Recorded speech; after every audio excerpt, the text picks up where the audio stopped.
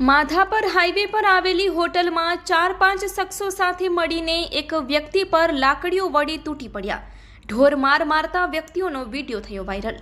જાહેરમાં કાયદો અને વ્યવસ્થાના લીરા ઉડાડતો સોશિયલ મીડિયામાં વાયરલ થયેલો વિડીયો 2-3 દિવસ અગાઉનો હોવાનું જણાય છે.